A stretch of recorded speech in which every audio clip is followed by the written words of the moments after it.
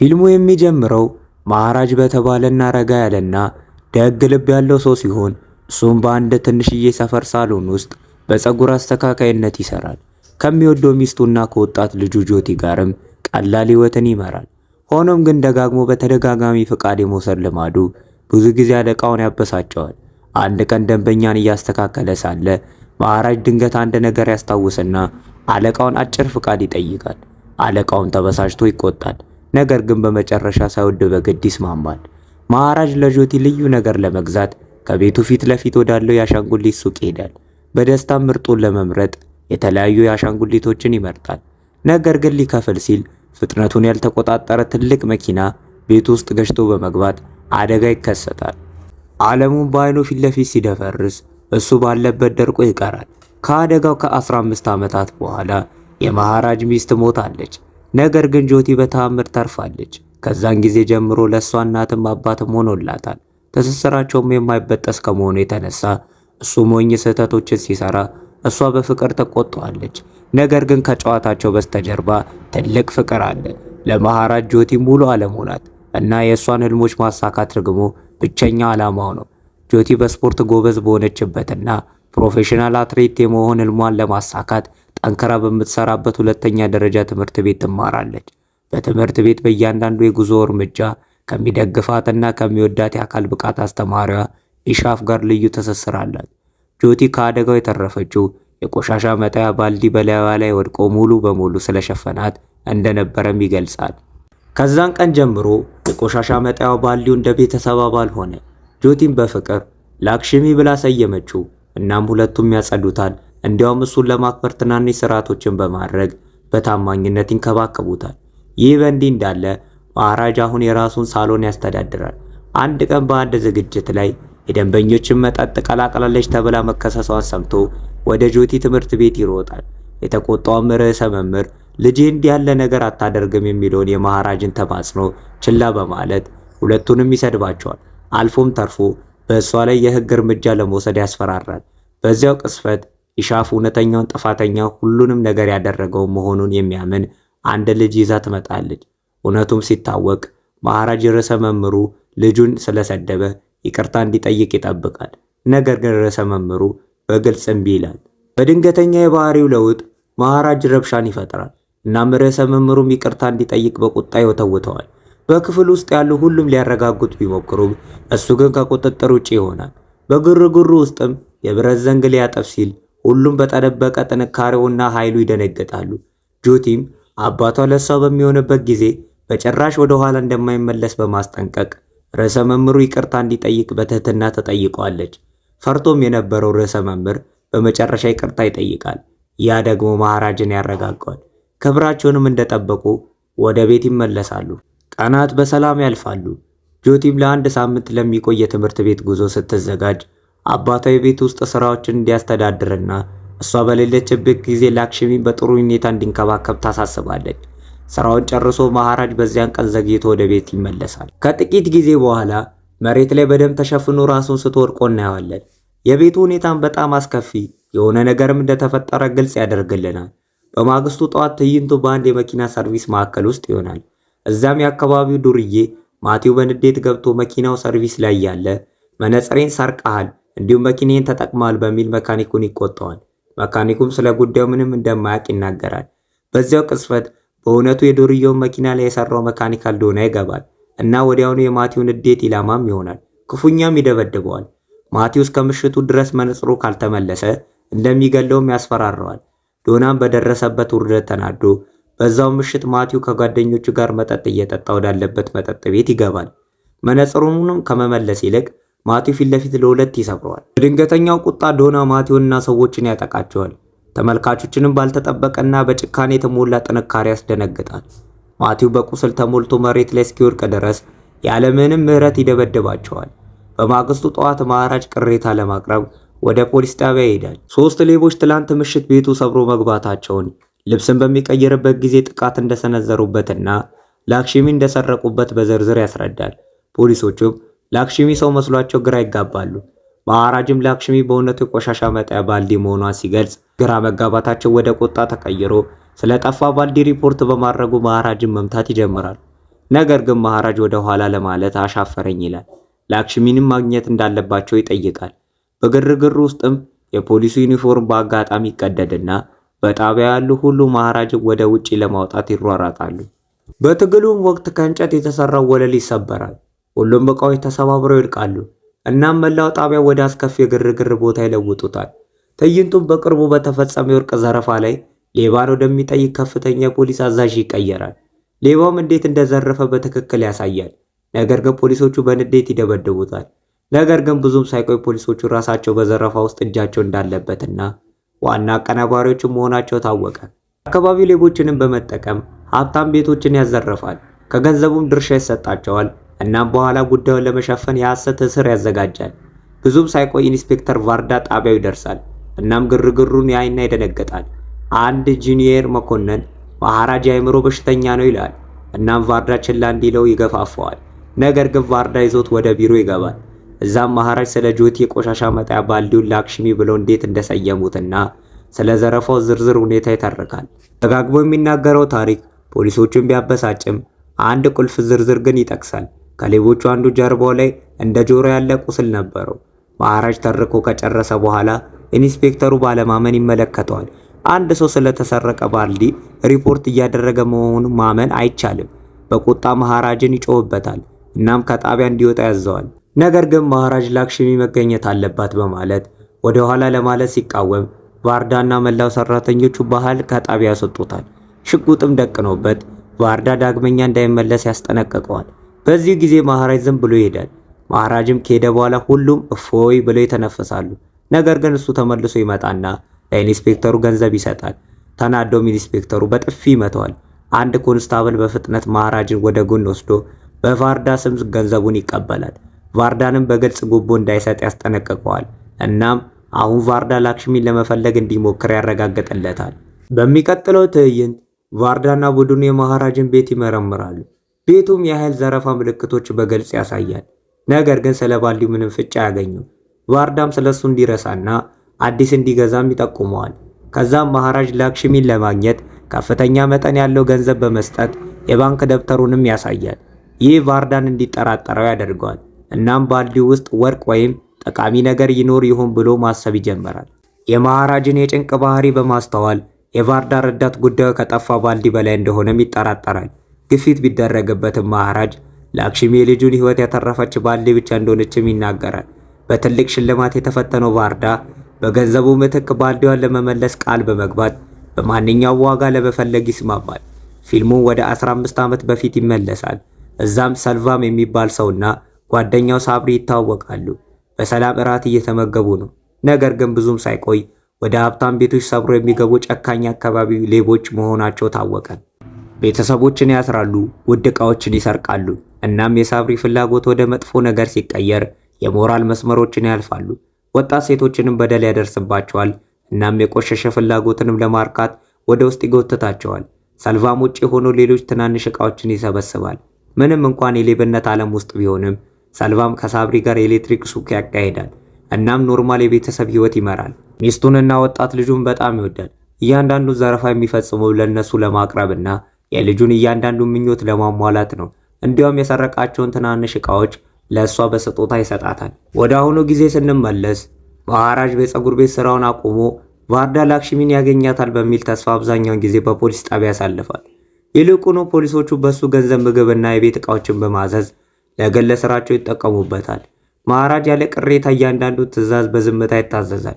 ሻይ ያመጣላቸዋል፣ ተሽከርካሪዎቻቸውን ያጸዳል፣ እናም እንደ አገልጋይ ይላካል።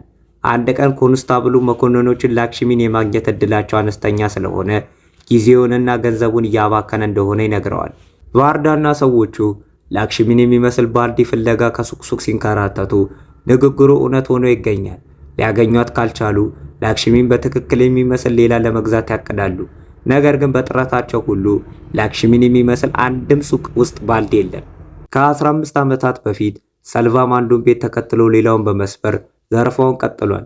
ነገር ግን ቤቱ ሲሆን እሱ ፍጹም የተለየ ሰው ነው። የልጁን የትከሻ ቁስል በጥንቃቄ የሚያጸዳና የሚጠቀልል አፍቃሪ አባት ነው። ወደ አሁኑ ጊዜ ስንመለስ ከቫርዳ መኮንኖች አንዱ አንድ ቀን ላክሽሚን የሚመስል ባልዲ ፍለጋ አንድ የአካባቢ ሱቅ ይጎበኛል። ምንም ስላላገኘ ተበሳጭቶ ሳለ ባልታሰበ ሁኔታ የአካባቢ የፖሊስ ሰላይ ሺቫም ጋር ይገናኛል። እድል በማግኘቱም ፖሊሱ ላክሽሚን የሚመስል ባልዲ እንዲያገኝለት ሺቫምን በስራው ላይ ጨምረዋል። በጣቢያው ፖሊሶች መሃራጅን ለግል ስራቸው መጠቀማቸውን ቀጥለዋል። በትናንሽ ስህተቶች እንኳን በጥፊ ይመቱታል፣ ይደበድቡታል። እሱም እያንዳንዱ ስድብ ሳይቃወም በዝምታ ይታገሳል። ሆኖም አንድ ነገር እንግዳ ይመስላል። መሃራጅ ከዚህ ቀደም ለቫርዳ ከሌቦቹ አንዱ ጀርባው ላይ እንደ ጆሮ ያለ ቁስል ነበረው እንዳለ ሁሉ መሃራጅ ወደ አንዳንድ ፖሊሶች ለመጠጋትና ጀርባቸውን በረቀቀ መንገድ ለማየት ሰበብ ይፈልጋል። በኋላ በዛው ቀን አንድ ሰው ስለ ዶና መጥፋት ቅሬታ ለማቅረብ ጣቢያ ይደርሳል። የዶናን ፎቶ ይዞን ከመሃራጅ ጎን ይቀመጣል። ስዕሉም መሃራጅ በዘረፋው ምሽት ቤቱ ውስጥ የቀረ የመኪና ደረሰኝ ያገኘበትን ትውስታ ይቀሰቀስበታል። ይህ ደግሞ ወደ ሌቦቹ ሊያመራ የሚችል ፍንጭ ነበር። ፍንጩን በመከተል መሃራጅ ተሽከርካሪውን ይከታተላል። እናም ማቲው ከጓደኞቹ ጋር መጠጥ እየጠጣበት ወዳለበት መጠጥ ቤት ይደርሳል። እሱን ከመጋፈጡ በፊት ዶና በድንገት ገብቶ ማቲውን እና ሰዎቹን በጭካኔ ያጠቃቸዋል። ያም ምሽት መሃራጅ እዛ እንደነበርና የዶናን ጥቃት እንደተመለከተ ይገልጻል። እናም በዚያው ቅጽበት ዶና የማቲውን መኪና እንደተጠቀመ እንደነበርና ቤቱን ከሰበሩት ሌቦች አንዱ መሆኑን ይረዳል። መሃራጅ ዶናን በመከተል ይጀምራል።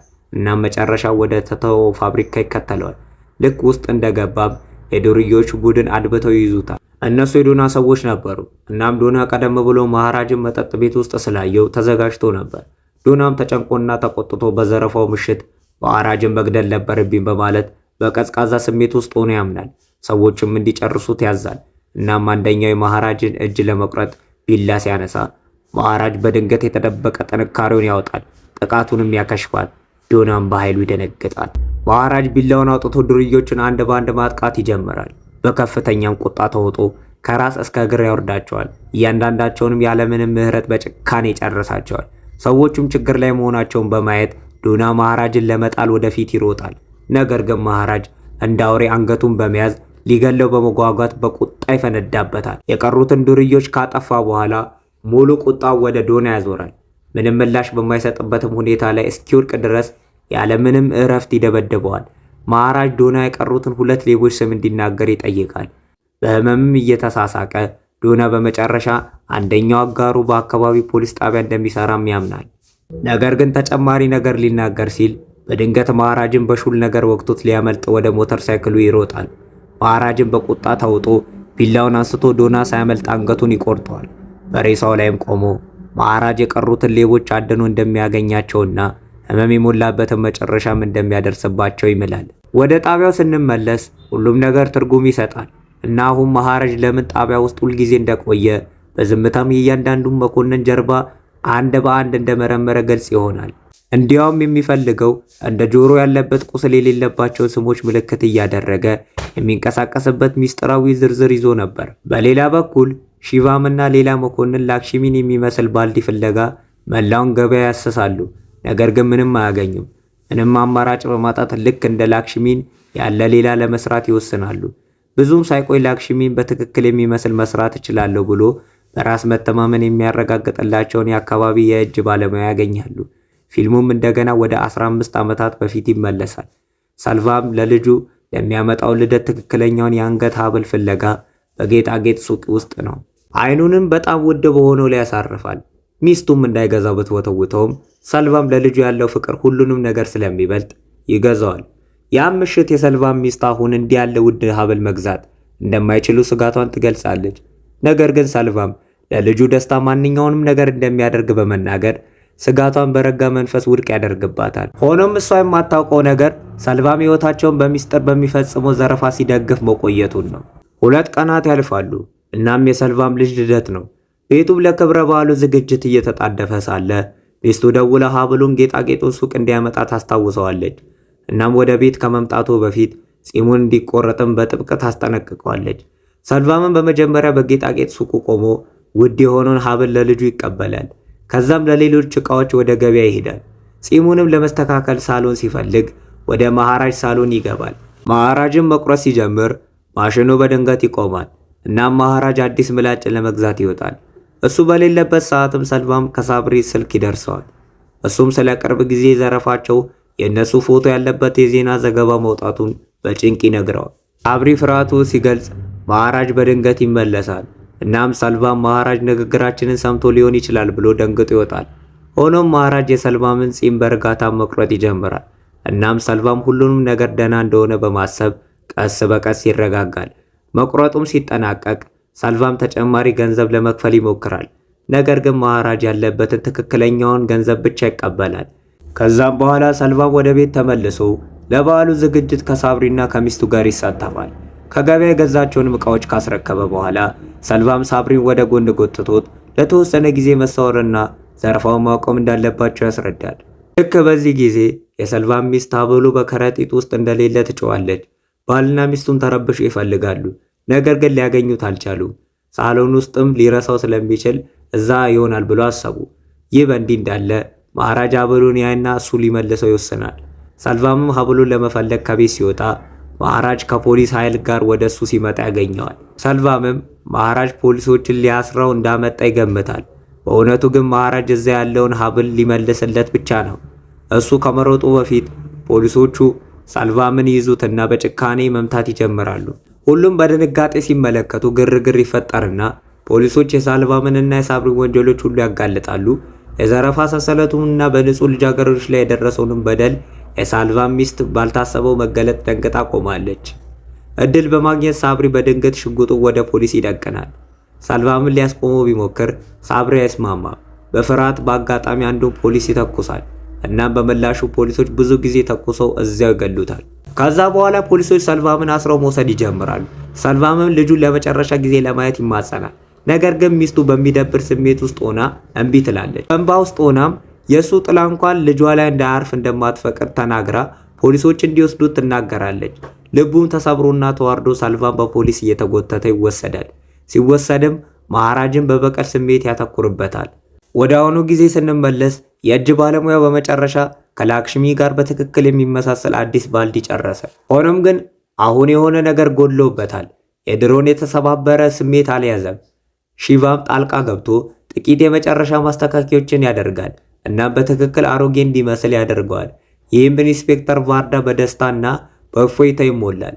አሁን ችግሩ ምትኩ ህጋዊ ሆኖ እንዲታይ ባልዲውን እንደሰረቀ የሚያምን ሌባ ያስፈልጋቸዋል። ኢንስፔክተሩም በርካታ የአካባቢውን ወንጀለኞች ይጠራል። ነገር ግን ማንም እንዲህ ያለ ትንሽ ሌብነት ለማመን አይፈልግም። ተበሳጭቶ አንድ ኮንስታብል ነገ ጠዋት የሚሆነውን ሰው እንዲያገኝ ያዘዋል። አልፎም ተርፎ ሽልማት ይሰጣል። ይህንን ሲሰማ ሺቫም ይህንን ስራ መስራትና እንደ እውነተኛም ሌባ በቀላሉ መተወን ይፈልጋል። ከዛም ኢንስፔክተሩ ከፖሊሶቹ አንዱ መሃራጅን እንዲያመጣውና አጠቃላይ ክስተቱን በዝርዝር እንዲተርክ ያዘዋል። ቫርዳም ስልኩን በድምፅ ማዋጋያ ላይ ያደርገዋል። በዚህም ሺቫም በጥሞና እንዲያዳምጥና በኋላ መሃራጅ እንደሚገልጸው በታሪኩ መሰረት እንዲተው ያደርገዋል። መሃራጅ ታሪኩን መተረክ ይጀምርና ፊልሙ እስካሁን ሲገለጽ የነበረው ክስተት በሱ ላይ ሳይሆን በልጁ ላይ የደረሰ መሆኑን ይገልጻል። ያ ምሽት ሱቁን ከዘጋ በኋላ ከስፖርት ካምፕ ለምትመለሰው ልጁ አዲስ ጫማ ለመግዛት እንደወጣ ያስታውሳል። እሷ ቤት ገብታ ልብሷ መቀየር ስትጀምር ዶና፣ ሺቫም እና ሰልቫም አስቀድመው ክፍል ውስጥ ተደብቀው በመጥፎ ፍላጎት እንደሚመለከቷት አላወቀችም ነበር። በድንገት ዶና በስህተት ድምፅ ያሰማል። ይህም ሺቫም ጥቃት እንዲሰነዝርና ጆቲን ከኋላ እንዲይዛት ያነሳሰዋል። በትግሉ መሃል ሰልቫም ጣልቃ ገብቶ ጆቲን በብረት ዘንግ በጭካኔ ይመታታል። በመሃራጅ ላይ ባለው የ15 ዓመታት በቀል ተገፋፍቶ በጆቲ ላይ እንደ ዱር አውሬ ይፈነዳባታል። ከዛ በኋላ ሰልቫምና ጓደኞቹ መሃራጅን በጭንቅ ይጠብቃሉ። በዚያን ጊዜ ሺቫም ወደ ክፍሉ ገብቶ የቆሸሸ ፍላጎቱን ለማርካት ጆቲን 2 ጊዜ በጭካኔ በደል ያደርስባታል። ዶና እና ሰልቫምም ደግሞ ውጪ ይጠብቃሉ። ሺቫም በመጨረሻ ሲወጣ መሃራጅ ይመጣል ብለው በመጠበቅ ለተወሰነ ጊዜ ይቆያሉ። ጊዜው እያለፈ ሲሄድ ግን እሱ ስላልመጣ ሰልቫም ከጓደኞቹ ጋር ሌላ ጊዜ እንደሚያዩት ተናግሮ ከመውጣቱ በፊት ላክሽሚን ይዞ ይወጣል። በመኮንኖቹም ፊት መሃራጅ እውነቱን አይገልጽምና ይልቁኑ የድሮ ታሪክ ስሪት ይደጋገማል። ነገር ግን ሲጨርስ አይኖቹ በእንባ ይሞላሉ። አሁን ላክሽሚ መፈለግ ትክክለኛው ግብ እንዳልነበረ እንረዳለን። እውነተኛው ተልዕኮ ጥፋተኛውን ማግኘት ነበር። በጥሞናም እያዳመጠ ሳለ ሺቫም መሃራጅ በእውነቱ ስለ እሱና ስለ ሰልቫም እያወራ መሆኑን በድንገት ይረዳል። በድንጋጤም ሰበብ ፈጥሮ ወጥቶ ወደ ሳልቫም ይደውላል። ለሳልቫምም ሁሉንም ነገር ይነግረውና ሳልቫም ወዲያውኑ ቦታው ለቆ እንዲወጣና ለተወሰነ ጊዜ እንዲሰወር ያዘዋል። መሃራጅ በዚያው ምሽት ትዝታ እየታወከ ጣቢያውን ለቆ ይወጣል። ጫማውንም ገዝቶ ወደ ቤት ሲመለስ ጆቲ በአስጊ ሁኔታ ላይ ሆና አገኛት እና ወዲያውኑ ወደ ሆስፒታል ወሰዳት። ከጥቂት ጊዜ በኋላ ወደ ቤት ተመልሶ በማይበገር ሐዘን ተውጦ ቁጥጥሩን አጥቶ በስቃይ ጆሮውን መታ። መሬት ላይም ራሱ ስቶ ወደቀ። ከጥቂት ቀናት በኋላ መሃራጅ ጆቲን ወደ አለቃው ቤት ይወስዳታል። እዛም በአስተማሪው ኢሻፍ እና በአለቃው ሚስት በጥንቃቄ ትጠበቃለች። ጆቲ ቀስ በቀስ እንደገና መናገር ስትጀምር አንደኛው አጥቂ ጀርባው ላይ እንደ ጆሮ ያለ ቁስል እንደነበረው ትገልጻለች። መሃራጅ በድንጋጤና በቁጣ ተውጦ አለቃው በበቀል እንዲወስድና እነዛን ሰዎች ምንም ያህል ጨካኝ ቢሆኑም ያለ ምህረት እንዲቀጣቸው ይገፋፈዋል። ይህ በእንዲህ እንዳለ ሺቫም ነገ ጠዋት ቀድሞ ለመመለስ ቃል በመግባት ወደ ቤቱ ለመሄድ ቫርዳንን ፍቃድ ይጠይቃል። ሆኖም ቫርዳ ምንም አይነት እድል መስጠት ስላልፈለገ በዛው ምሽት ከጁኒየር ፖሊሱ ጋር እሱ ቤት እንዲያደር ያዟል። በማግስቱ ጠዋት ኢንስፔክተር ቫርዳና ፖሊሱን ሺቫምን ወደ መሃራጅ ቤት ይወስዱታል። ውስጥም ሆኖ ባልዲውን ያስረክቡታል። ሺቫምም እንደሰረቀ ይነግሩታል እና መሃራጅ የገባውን የሽልማት ቃል ያስታውሱታል። ቫርዳም ለሺቫን ትወናው እንዲጀምር ምልክት ይሰጠዋል። እናም እሱ መጀመሪያ መሃራጅን ይቅርታ ይጠይቃል። እሱና ጓደኞቹ ሊዘርፉ ገብተው ምንም ጠቃሚ ነገር ስላላገኙ ባልዲውን እንደወሰዱም ይናገራል። መሃራጅ ተጠራጥሮ ወደሱ ተጠግቶ ጀርባውን ሲመለከት ጆቲ የጠቀሰችውን እንደ ጆሮ ያለ ቁስል ያገኛል። እውነተኛውንም ጥፋተኛ ካገኘ በኋላ መሃራጅ ለቫርዳ ሺቫምን እንዲለቀው ይቅር ለማለትም ዝግጁ መሆኑን ይነግረዋል። ነገር ግን ቫርዳ በቀል እንዲወስድ ይወተውተዋል። መሃራጅም እምቢ ሲል ቫርዳ ልጅ ላይ በደል ያደረሰውን ሰው ለምን ትተዋለህ በማለት ያስደንቀዋል። ያም ምሽት በመሃራጅ እና በልጁ ላይ ምን እንደደረሰ ቫርዳና ሌላው ፖሊስ አስቀድሞ ያውቁ እንደነበረ ይገልጻል። እናም ለዚህ ነው ቫርዳ ሺቫምን ትላንት ማታ እሱ ቤት እንዲያድር የገፋፋው። እውነቱም ሲወጣ ፖሊሱ ሺቫምን ይደበድበዋል። እናም ቫርዳ ለመሃራጅ ቢላ ይሰጠዋል። ሺቫምን በተቻለው መጠን በጭካኔ እንዲቀጣው ያዘዋል። ውስጥ ብቻቸውም ይተዋቸዋል። መሃራጅም ከቁጥጥር ውጭ በሆነ ቁጣ ተውጦ በሺቫም ላይ ይነሳል። ከራስ እስከ እግሩም በከፍተኛ ኃይል ገዳይ ምቶች ይሰነዘርበታል። በአይኖች ውስጥ በታየ ኃይለኛ ቁጣ መሃራጅ ሺቫምን ይዞ ያለምንም ምህረት አንገቱን ከሰውነቱ ይቆርጣል። ከዛም በኋላ ሰልቫም እንደ ህንፃ ተቋራጭ ሆኖ ሲሰራ ለቦታው ቁሳቁሶችን ሲገዛ ይታያል። በድንገት ከሰራተኞቹ አንዱ ደውሎ መሃራጅ ወደ ህንፃው ዘልቆ እንደገባ በቦታ ያሉትን ሁሉ በጭካኔ እየደበደበ እንደሆነና እሱንም እንደሚፈልገው ይነግረዋል። ጊዜ ሳያባክን ሰልቫን ወደ ቦታ ይሮጣል። መሃራጅ ሰራተኞቹን ያለምንም ምህረት ሲጨርስም ይመለከታል። ሰልቫንንም ሲያይ መሃራጅ በድንጋጤ ደርቆ ይቀርና ሰልቫን የታሰረበትንም ቀን ወዲያው ያስታውሳል። ሰልቫንም በጭካኔ ጥቃት ይሰነዝርበትና መሃራጅ በድንጋጤ ደርቆ ሰልቫንም ዋና ጥፋተኛ መሆኑ ሲረዳ ጥቃቱን በሐዘን ይታገሳል። በቁጣ ተውጦ መሃራጅ እንደ ኃይለኛ ማዕበል በሰልቫም ላይ ይነሳል። ኃይለኛ ጡንቻዎቹንም ይሰነዝርበታል። በፋካ ራሱን ይመታል። የጎድን አጥንቱንም ይሰብርና በህንፃው ውስጥ ሁሉ ያለምንም እረፍት ይደበድበዋል። በመጨረሻም መሃራጅ ከባድ ድንጋይ አንስቶ በሰልቫም እግር ላይ ይጭንበታል። ይህም ሊቋቋመው የማይችሉት ጩኸት እንዲጮህ ያደርገዋል። ከዛም በኋላ መሃራጅ ለሰልቫም ጥቂት ውሃ ይሰጠውና ከፊቱ በእርጋታ ይቀመጣል። በደከሙ አይኖቹንም እየተመለከተው ሰልቫም በበቀል ስሜት ተገፋፍቶ ያደረገውን ሁሉ ያስባል። ነገር ግን ሰልቫም በቀሌ ስለወደድኩት በእውነቱ እፎይታ ይሰማኛል ይላል እና ምንም አይነት የጥፋተኝነትም ስሜት እንደሌለው ይናገራል። ልክ በዚህ ጊዜ ጆቲ ከኢሻፍ ጋር ትመጣለች። እሷንም ሲያይ መሃራጅ ያጽናናታል እናም እንድትሄድ ይገፋፋታል። ነገር ግን ጆቲ ሰልቫምን ለማግኘት ተወተውተዋለች። መሃራጅም እምቢ ቢልም እሷ ግን ጥፋተኛውን ለመጋፈጥ ቆርታ ትቀጥላለች። ጆቲ ያን ምሽት ሊሰርቀው ያሰበውን ጌጣጌጥ ተሰጠውና እንደ አንተ ያሉ መጥፎ ሰዎች በዓለም ላይ መኖራቸውን ለማየት ብቻ ነው የመጣሁት ትለዋለች። ሆኖም ሰልቫም ያለምንም ጥፋተኝነት ስሜት ፈገግ ይላል። ከመሄዷም በፊት ጆቲ ይህንን በእኔ ላይ በማድረግ ምንም ያሳካው ነገር የለም፣ እኔ ለመኖር የሚያስችል ጥንካሬ አለኝ ትላለች። አክላም እዚህ በመምጣቴ የሰልቫምን ሕይወት አትርፌለታለሁ፣ አለበለዚያ አባቴ ዛሬ ይገል ነበር ትለዋለች። ጆቲ ከመሃራጅ ጋር ስትወጣ እሱ ለልጁ የገዛው ያንኑ ሀብል ያያል። እናም በጆቲ ትከሻ ላይ ልጁ ያለበትን ተመሳሳይ ጠባሳ ያያል። ትዝታው መሃራጅ ሰልቫም ከታሰረ ማግስት የሰልቫምን ሚስት እንደጎበኘ ያሳያል። ሀብሉንም ይመልስላታል። እሷ ግን ከአሁን በኋላ የባሏ ምንም ነገር እንደማትፈልግ በመግለጽ እምቢ ትላለች። የሰልቫም ልጅ ስታለቅስ አይታ የመሃራጅ ሚስት አሻንጉሊት እንዲገዛለት ትጠይቀዋለች። ይህ ወደፊት ፊልሙ መጀመሪያ ትዕይንት ይመልሰንና መኪናው ቤት ውስጥ ሲጋጭ ከሰልቫም ልጅ በስተቀር ሁሉም በአደጋው እንደተገደሉና እሷን በላክሽሚ ምክንያት እንደተረፈች ይገልጻል። ከዛን ቀን ጀምሮ መሃራጅ የሰልቫምን ልጅ እንደራሱ አድርጎ ያሳድጋታል። ጆቲም የገዛ ልጁ መሆኗን ሲረዳ ሰልቫም በሐዘን ይዋጣል። ስሟንም እየጠራ እንድትቆም ይለምናታል። ነገር ግን መሃራጅ በፍጥነት ከኢሻፍ ጋር ይልካታል። ወደ ሰልቫምም ዞሮ ማራጅ ዳግመኛ እንዳያገኛትም ያስጠነቅቀዋል። አሁን የኔ ልጅ ናትም ይላል። ሰልቫምም ሊያት እየተማጸነ ይጮዋል። ማራጅ ግን ከጆቲ ጋር ይሄዳል። ሰልቫምም ልቡ ተሰብሮ እያለቀሰ ይቀራል። በስቃይ ውስጥም ሆኖ ሰልቫም ይቅርታን ይለምንና ልጁ ላይ ለመድረስ ይሞክራል። ነገር ግን እሷን ለመከተል ሲሞክር እግሩ ይንሸራተትና ከህንፃው ላይ ወድቆ ወዲያውኑ ይሞታል። በሁለቱም አባቶች ለልጃቸው የነበራቸውን በቀል ተፈጽሞ ፊልሙ በሳልቫም ሞት ይጠናቀቃል። በቪዲዮ ከተደሰቱ ሰብስክራይብ ማድረግ እንዳትረሱ፣ የደወል ምልክቷንም ማብራት እንዳትረሱ። ይመቻችሁ። ዛሬ ደብሮኛል፣ በቃ ምንም አላወራም።